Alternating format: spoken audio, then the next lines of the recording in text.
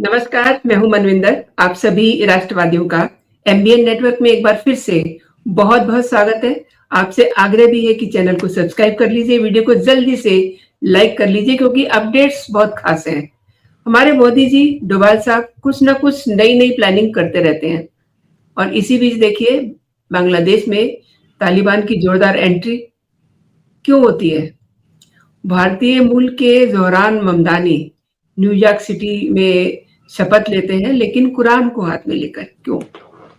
भारत इसे geopolitical profile में एक अलग एंगल से देख रहा है।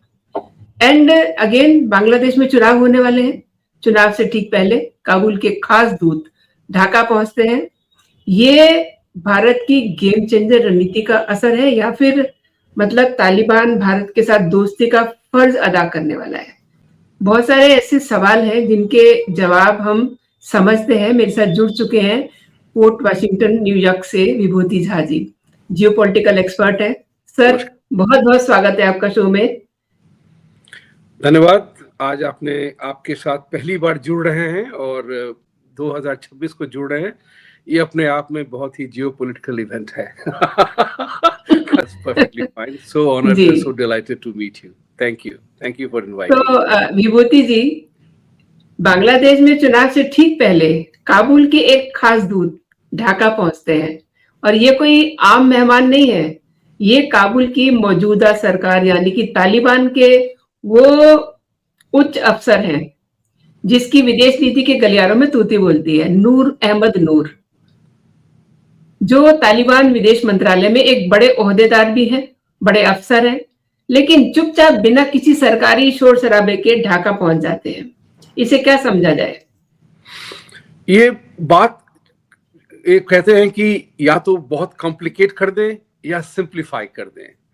देखिए, अल्बर्ट आइंस्टाइन का एक कोटेशन है जो कि मेरा बहुत फेवरेट है और मैंने उसे अपने जीवन में अपनाया हुआ है। वो कोटेशन है, any intelligent fool can complicate a simple problem, it takes courage to move in the other direction.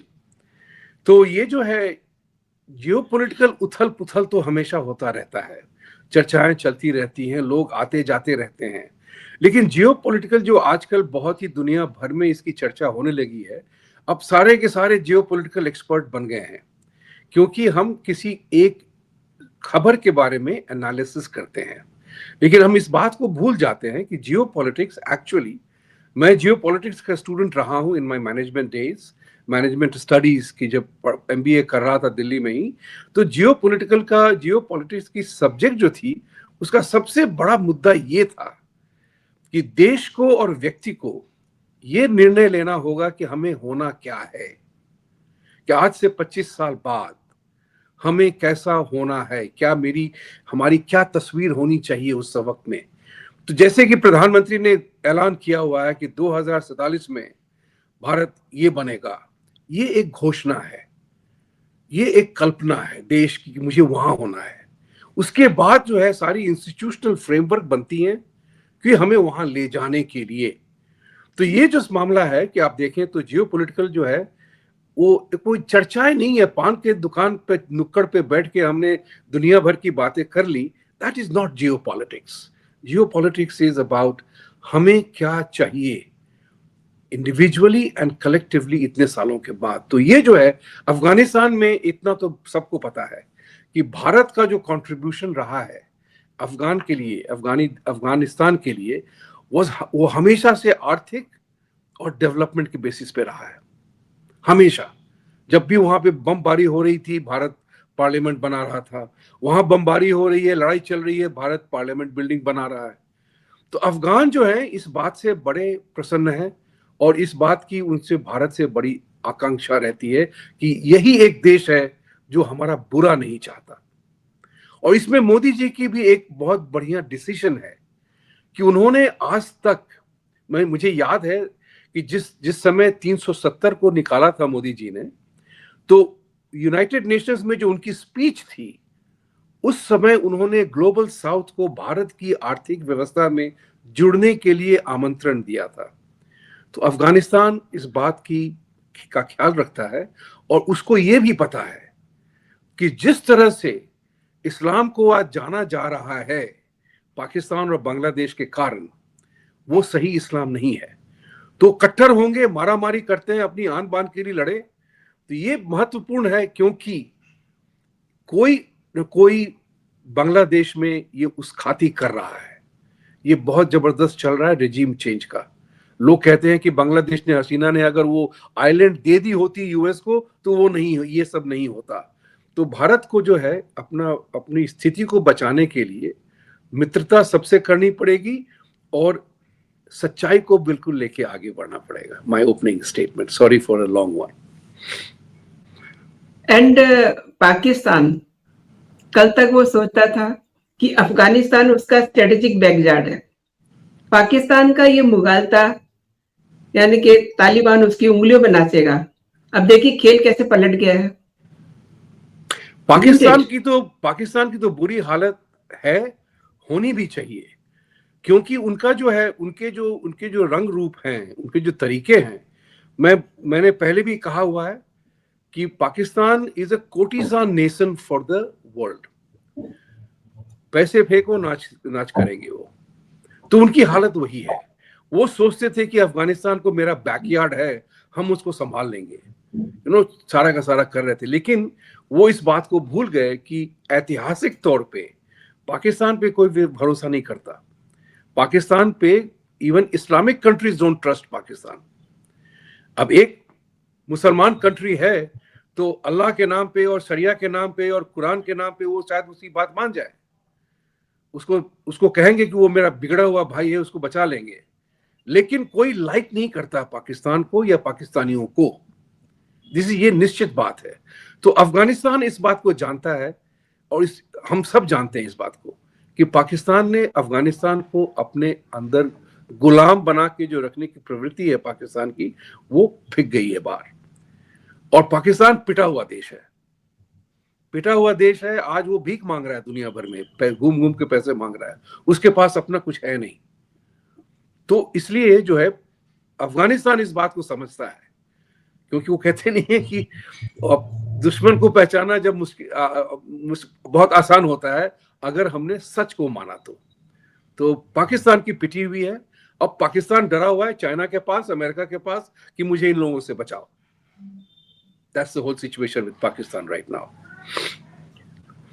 And sir, एक तरफ तो ये मामला चल रहा है, दूसरी तरफ अफगानिस्तान, अब अगर बांग्लादेश भी तालिबान के साथ रिश्ते सामान्य कर लेता है फॉर अ मोमेंट, तो पाकिस्तान दक्षिण एशिया में बिल्कुल अकेला पड़ जाएगा।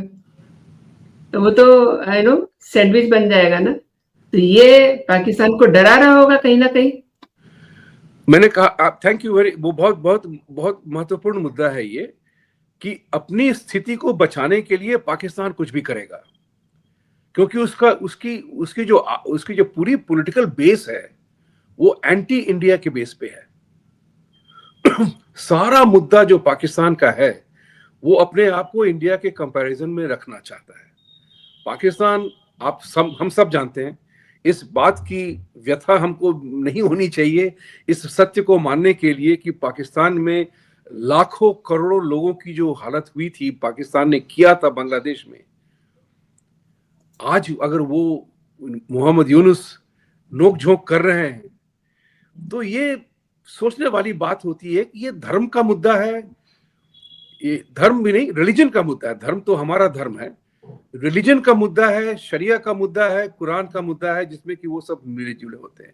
इस बात को हमें कभी नहीं भूलना चाहिए कि शिया सुन्नी एक दूसरे को मारते हैं, लेकिन अगर आपसे और हमसे लड़ाई की बात होगी तो वो दोनों मिल जाते हैं।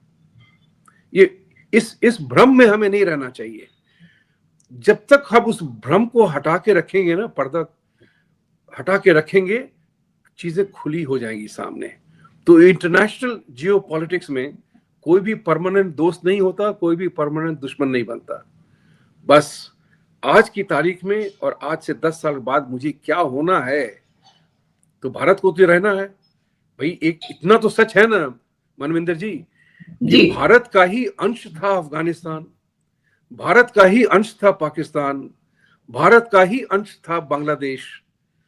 हमने अपने अंगों को काट करके इस्लामिक रिपब्लिक्स बनाए हैं, और वो नहीं हिचकिचाते कि अपने आप को इस्लामिक नेशन कहते हैं, हम ही झिझकते हैं अब हिंदू नेशन कहने के लिए। ये भी सोचने वाली बात है। यू नो अब हम अपने आप को सेकुलर कर रहे हैं किस लिए? Nobody cares for your being secular। तो ये भारतीयों को इस बात को समझना पड़ेगा कि वसुधैव कुटुंबकम बहुत अच्छा है, लेकिन ये तीनों देश और ये तीनों जो है वो चाहेंगे कि हमारा गला कट जाए। उन्होंने काफिर शब्द को तो नहीं हटाया अपनी भाषा से। तो हमें भी इस चीज को अपने उर्दू का शब्द जहन में, अपने दिमाग में रखना पड़ेगा हमेशा। सत्य को कभी भी नकारना नहीं है। This is the most important lesson. भारतीय, भारत सरकार, हिंदू धर्म को इस बात को समझना पड़ेगा। विभूति जी, नूर अहमद का फिर बांग्लादेश जाना भारत के लिए क्या मायने रखता है? आई मीन कैसे इंपॉर्टेंट हो जाता है? वो इसलिए इंपॉर्टेंट है कि देखिए बांग्लादेश में जो प्रवृत्ति है लोगों की, देखिए ये बात भी सब भारतीयों को जानना चाहिए कि सबकॉन्टिनेंट, इंडियन सबकॉन्टिनेंट के जो मुस्लिम्स हैं 97 से 99% तक वो सब पहले भारतीय हिंदू थे। ये सब जानते हैं वो सब भी। तो इसलिए हमें संभालना तो है इस चीज को। हम उसको आंखें बंद कर लेंगे तो ये समस्या जाने वाली है नहीं। तो ये समस्या तो है कि ये तीनों जो है व्यवस्था, पॉलिटिकल व्यवस्था जो है, पॉलिटिकल इस्लाम जो है, वो हमें हमारा नाश करना चाहता है। और हमें इस बात की हमेशा इसको संजीदगी से देखना पड़ेगा कि आज अफगानिस्तान जो हमारे साथ अच्छे संबंध रखता है इसलिए क्योंकि हमने उनकी आर्थिक व्यवस्था को संभाला, हमने उनको धोखा नहीं दिया, हमने उनको मित्र माना है। तो कहते हैं ना कि कभी उसूल के भी अपने उसूल का भी अपना असर होता है, और वो जो है उस हिसाब से भारत को मदद करने के लिए तैयार हुए हैं बांग्लादेश में। और ये महत्वपूर्ण चीज है क्योंकि आपको देखा होगा कि बांग्लादेश के हाई कमिश्नर ने जयशंकर जी के आने के बाद आफ्टर उन्होंने अच्छा स्टेटमेंट दिया और उनको बुलाया गया वापस ढाका तुरंत। कि क्योंकि जनरली एम्बेसडर्स जो होते हैं वो वक्तव्य अपने ऊपर से नहीं दे सकते हैं, उनको स्टेट डिपार्टमेंट से या फॉरेन मिनिस्ट्री से क्लियर करना पड़ता है। तो अगर गवर्नमेंट की बात है तो गवर्नमेंट बांग्लादेश भी जानता है कि भारत के साथ मित्रता करके ही आर्थिक गेहूं तो यहीं से आएगा, पाकिस्तान से नहीं आएगा, राइट? इलेक्ट्रिसिटी सप्लाई इंडिया से ही होगी। तो उनकी आर्थिक निर्भरता भारत पे बहुत ज्यादा है। हमें उनको वो कहते नहीं है कि उनके रिलीजन का जो फितूर है उस कांटे को हमें निकालना पड़ेगा, चाहे हम माने या ना माने। उस कांटे को निकालना हमें ही पड़ेगा और इंसानियत की बात उनसे करनी पड़ेगी। चाहे कुछ भी हो, तुम हिंदू ही थे, इस बात की भी जानकारी उन्हें करनी चाहिए, हमें करनी चाहिए। उनको बदल लिया धर्म, अपने अलग अपना रिलीजन बदल लिया, दैट्स अ डिफरेंट मैटर, लेकिन आप हिंदू ही थे। आप आज भी काली की पूजा करते हो, आप दुर्गा की पूजा करते हो, उससे आप भटके नहीं है। नफरत वाली बात अलग है, उसको, उस बीज को हमें कमजोर बनाना है। विभूति जी, आपने जयशंकर जी की बात की है तो दर्शक ये जानना चाहेंगे कि बांग्लादेश जाते हैं वो जयशंकर जी, ये जरूरी था या मजबूरी थी कोई? नहीं, ये तो देखिए एक होता है अवसर की बात होती है। नोबडी न्यू कि उनका भूतपूर्व प्रधानमंत्री का देहांत हो जाएगा, राइट? तो लोग हमेशा एक अवसर देखते हैं। देखिए शादी बारात या जनाजे में लोग मिलते हैं तो धंधे की भी बात होती है, चुप नहीं रहते हैं। तो जयशंकर जी गए, प्रधानमंत्री नहीं गए, जयशंकर जी गए और इसका अवसर का फायदा उठाया कि एक आमने सामने आंखों में देख करके कि यार ये जो कर रहे हो वो गलत है। तो ये जो है, इतना तो हमें पता है कि चाहे श्रीलंका हो या बांग्लादेश हो या नेपाल हो, वो हमें भले ही हमें कष्ट दें जियोपॉलिटिकल पार्ट में अपने चाइना के साथ, लेकिन उनको ये पता है कि भारत से हम बच नहीं सकते हैं। तो कभी न कभी एक हिंदू की मृत्यु होती है, हत्या होती है, इतने लोगों को मारा, कौन कर रहा है ये चीजें? ये देखिए जियोपॉलिटिक्स में एक बहुत बड़ा मुद्दा है, उसके 4 शब्द हैं: control, manage, manipulate and manoeuvre. These are the 4 words जिसके अंदर हर एक देश जो है दूसरे के साथ संबंध रखना चाहता है कि मैं कहां तक कंट्रोल कर सकता हूं, मैं कहां तक इसको मैनेज कर सकता हूं, कहां तक इसे मैनिपुलेट कर सकता हूं और किस तरह से इसे मैनूवर कर सकता हूं। तो ये जियोपॉलिटिक्स के ये 4 शब्द जो है मेन मुद्दे हैं। अमेरिका का भी वही हाल है, वेनेजुएला पे आज गोली मार रहे हैं, राइट, उनके ऑयल टैंकर को पकड़ रहे हैं। तो ये जो है हर चीज यही चाहता है। ईस्ट इंडिया कंपनी ने भी भारत के साथ वही किया। तो ये जो मामला जो है, ये भारत को कभी भी छोड़ना नहीं पड़ेगा, क्योंकि हमें सबके साथ, I am not the part से सबका साथ सबका विकास, बिकॉज मेरे मत में जब से मोदी जी ने कहा सबका साथ सबका विकास, उस दिन से वो शिथिल हो गए थोड़ा। मैंने इस बात को अपनी शो में भी चर्चा की थी कि सबका साथ सबका विकास हमें नहीं चाहिए, मेरा विकास मेरा विश्वास होना चाहिए। that's something that is very important। जी जी जी। आप जिस जगह पे बैठे हुए हैं इस समय, भारतीय मूल के ज़ोहरान ममदानी, उन्होंने, वो मेयर बनते हैं, उन्होंने शपथ ली है गुरुवार को कुरान पर हाथ रख करके। राइट। अब इसे आप कैसे देखते हैं, क्योंकि इससे पहले तो ये कभी हुआ नहीं है। ये बहुत ही बढ़िया सब्जेक्ट है। आपने बहुत सोच के ये सवाल पूछा है आपने। देखिए, लेकिन अमेरिका में congressman Ilhan Omar, Rashida तलेब, many congressman जो मुसलमान हैं, उन्होंने कुरान पे शपथ ली। हिंदू लोग थे, उन्होंने गीता पे शपथ ली। कैश पटेल और तुलसी गाबर्ड ने भगवत गीता पे शपथ ली जब उन्होंने एडमिनिस्ट्रेशन ज्वाइन किया। लेकिन यूएस के कॉन्स्टिट्यूशन में एक प्रोविजन है कि बाइबल पे ही करना पड़ेगा। न्यूयॉर्क का ये मेयर जो बना है, ये अपने आप में बहुत ही संगीन मामला है मेरे हिसाब से। मैं इसलिए कह रहा हूं कि 9/11 जो हमने यहां देखा था, राइट, जो हमने देखा था, ये दुनिया को, भारत को खास करके, हिंदुओं के लिए खास करके ये बहुत ही इंपॉर्टेंट मुद्दा है कि 25 साल में उन्होंने पूरी कहानी की दास्तान बदल दी। जिस इस्लामिस्ट लोगों ने, जिस इस्लामिक टेररिस्ट ने 9/11 किया था, आज उन्हीं के लॉयर्स मैनहट्टन में न्यूयॉर्क के सिटी काउंसिल बने हैं, लीगल एडवाइजर बने हैं। उसको ममदानी ने अपॉइंट किया है और ममदानी ने कुरान पे लिया है। इसलिए ये तो हाहाकार मचा हुआ है आज की तारीख में अमेरिका में। ये सारे के सारे लोग ये कह रहे हैं कि अमेरिका घुटने टेक गया। लेकिन इसमें बात ये है, अगेन बात आती है उसी रिलीजियस फंडामेंटलिज्म पे। ये इस्लाम ने किस तरह से ये लड़ाई जीती है। उन्होंने पूरा PR इमेज बदल लिया अपना। आप इस बात को सोचिए। मैं चाहूंगा कि आपके दर्शक और आपके और भी नए दर्शक जो हों, इस बात में थोड़ा चिंतन मनन करें कि 5 मिलियन इंडियन अमेरिकन हैं अमेरिका में, उतने ही नंबर है यूके में, वही नंबर है मुस्लिम्स का यूएस में, वही नंबर है अप्रोक्सीमेटली इन यूके में। लेकिन देखिए वो किस तरह से राजनीतिक चर्चा को जमाए हुए हैं, घुसे हुए हैं, अपने आप का अपना वर्चस्व जमा रहे हैं और हमें लात लग रही है।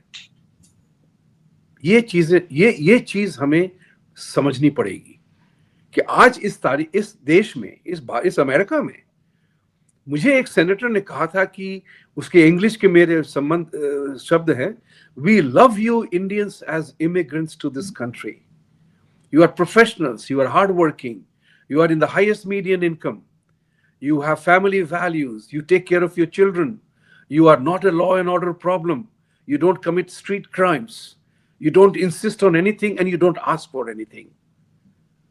उसका असर ये हुआ है कि हम जो हैं, वो क्या इंग्लिश का फ्रेज है, टेकन फॉर ग्रांटेड हो गया यहाँ पे। अरे वो इंडियन है, जाने दो उसे, 2-4 लात लगा दी तो कोई फर्क नहीं पड़ता, क्योंकि वो ऐसे भी लड़ता नहीं है, झगड़ा नहीं करता है, उसको पीट दो, जो हमारे बिहार में कहते हैं पीट दो उसको। So Republicans and Democrats don't care for us. ये सत्य है, ये हमें मानना पड़ेगा, क्योंकि हम टैक्स भरते हैं ना। 1% पॉपुलेशन है, 6% टैक्स देते हैं, टैक्स शेयर का। तो वो देखते हैं कि ठीक है, काम कर रहा है बंदा, लेबर है, करने दो इसे, जिसका इसका इसका आर्थिक आर्थिक उपयोग उठाओ पूरी तरह से। ये चर्चा जो है भारतीयों को ज्यादा समझने की प्रयास करना पड़ेगा। ममदानी ने तो शपथ ली, अमेरिका बहुत चिंतित है, इस बात से भी बहुत चिंतित है कि न्यूयॉर्क सिटी का मेयर ग्रेसी मैंशन का जो घर है वहां पे अजान होंगी और जिस तरह से सादिक खान ने लंदन पे कैप्चर किया हुआ है, जितने सारे लंदन में, यूके में इतने सारे टाउन काउंसिल्स में मेयर इस्लामिक बन गए। व्हाट इन लोगों ने ये किया है मनविंदर जी, ये पॉलिटिकल सिस्टम में घुस गए हैं। भारतीयों की अवस्था यह है, हिंदुओं की खासकर, हम पॉलिटिक्स को गंदा समझते हैं। मेरे लिए नहीं है, कोई और करेगा, मोदी जी सब करेंगे, हमें कुछ नहीं करना, अगर कुछ नहीं हुआ तो मोदी जी को ब्लेम कर दो।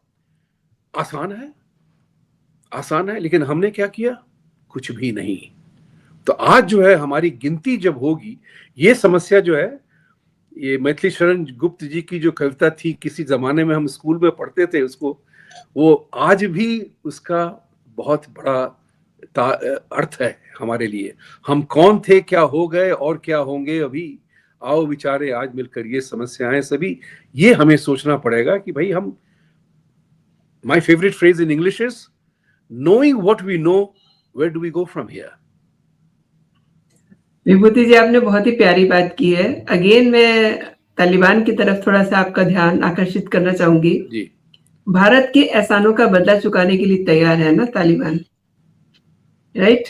राइट। ये जो कदम उठाया गया है, अब रूस और चीन के बाद अब बांग्लादेश के दरवाजे पे कहना चाहिए कि दस्तक जो है कूटनीति के इस नए अध्याय में, जो भारत का भूमिका होगी, उस पे दुनिया की नजरें टिकी हुई है ना, क्योंकि वो वहां पे मदरसों में भी गए हैं। देखिए ऐसा है, भारत जो है पहली बार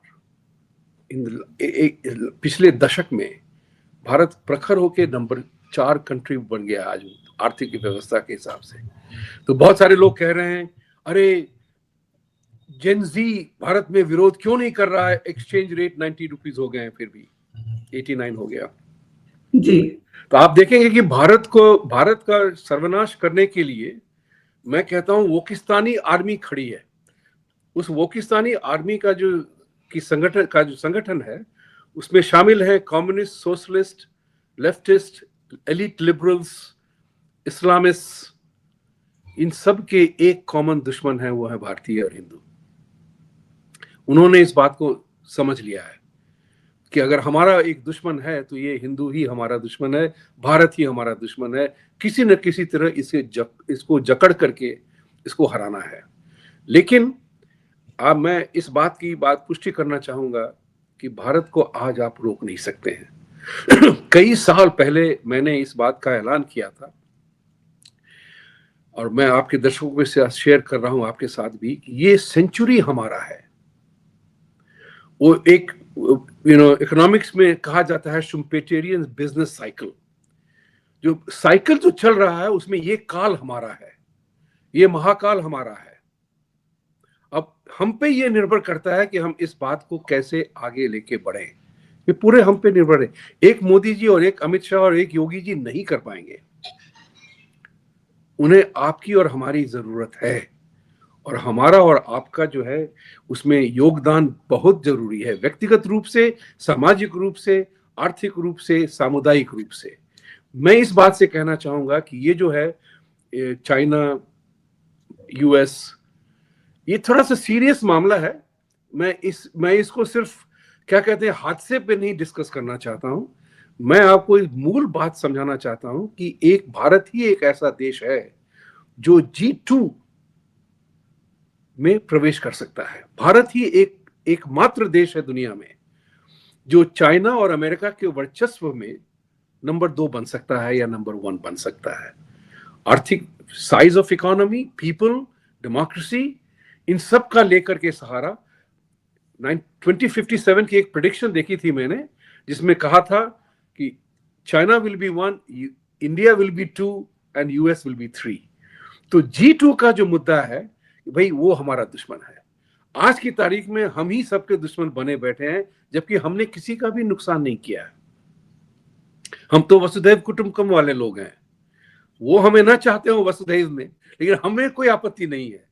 तो वी हैव टू कैलिब्रेट करना पड़ेगा कि चाइना हो जो भी हो, हमें अपना जो है मुझे क्या करना है ये हमें तय करना पड़ेगा।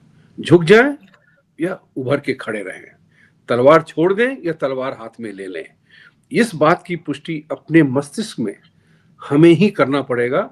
चाइना वगैरह तो देखिए वो काल चक्र में चाइना अब नीचे आ रहा है।